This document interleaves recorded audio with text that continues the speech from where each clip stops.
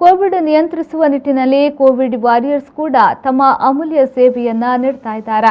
ಈ ನಿಟ್ಟಿನಲ್ಲಿ ಅಥಣಿ ತಾಲೂಕು ಪಂಚಾಯತ್ ಸದಸ್ಯ ದಿಲೀಪ್ ಹಾಗೂ ಅವರ ಸ್ನೇಹಿತರ ಬಳಗದಿಂದ ಕೊರೋನಾ ವಾರಿಯರ್ಸ್ಗಳಾಗಿ ಕಾರ್ಯನಿರ್ವಹಿಸುತ್ತಿರುವ ಪೊಲೀಸ್ ಇಲಾಖೆ ಪುರಸಭೆಯ ಸಿಬ್ಬಂದಿಗೆ ಎಳನೀರು ಕೊಡುವ ಮೂಲಕ ತಮ್ಮ ವಾರಿಯರ್ಸ್ಗಳಿಗಾಗಿ ಅಳಿಲು ಸೇವೆ ಮಾಡಿದ್ದಾರೆ.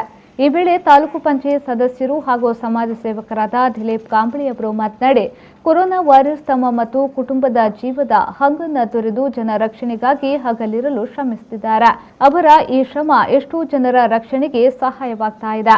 ಅವರ ಸೇವೆಗೆ ನಮ್ಮ ಒಂದು ಅಳಿಲ ಸೇವೆಯಾಗಿ ಎಲ್ಲ ವಾರಿಯರ್ಗಳಿಗಾಗಿ ಎಳನೀರನ್ನ ಕೊಟ್ಟಿದ್ದೇವೆ ಎಂದು ಹೇಳಿದರು. ಮಹಾಮಾರಿ ಕೊರೋನಾ ಹೆಚ್ಚಾಗಿದ್ದು ಎಷ್ಟೋ ಜನ ಸಾವು ನೋವಿನಿಂದ ಬಳಲುತ್ತಿದ್ದಾರೆ. ಈ ಸಂದರ್ಭದಲ್ಲಿ ಪೊಲೀಸ್ ಇಲಾಖೆ ಹಾಗೂ ಕಾರ್ಮಿಕ ಇಲಾಖೆ ತಮ್ಮ ಜೀವ ಖಬರಿಲ್ಲದೆ ಆ ಜನಸೇವೆ ಮಾಡ್ತಾ ಇದ್ದಾರೆ.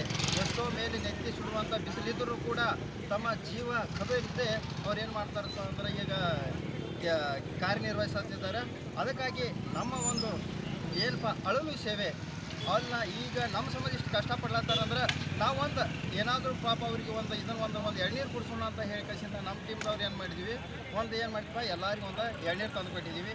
ಹೀಗೆ ಅವರು ಸೇವೆ ಮಾಡಿದ್ವಿ. ಆ ದೇವರು ಅವರಿಗೆ ಯಾವುದೇ ಕಷ್ಟ ಬರಬಾರ್ದಂಗೆ ನೋಡ್ಕೊಳ್ಳಿ ಅಂತ ಆ ದೇವರಿಗೆ ಕೇಳ್ಕೊತೀನಿ ಸರ್. ನಾನು ಸಬ್ಸಾಗರ ತಾಲೂಕು ಪಂಚಾಯತ್ ಸದಸ್ಯ ದಿಲೀಪ್ ಕಾಂಬಳೆ.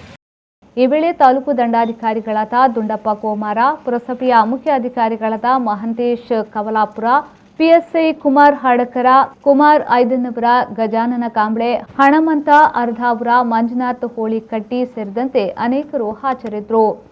ಸತೀಶ್ ಕೋಳಿ, ವಿ4 ನ್ಯೂಸ್, ಅಥಣಿ.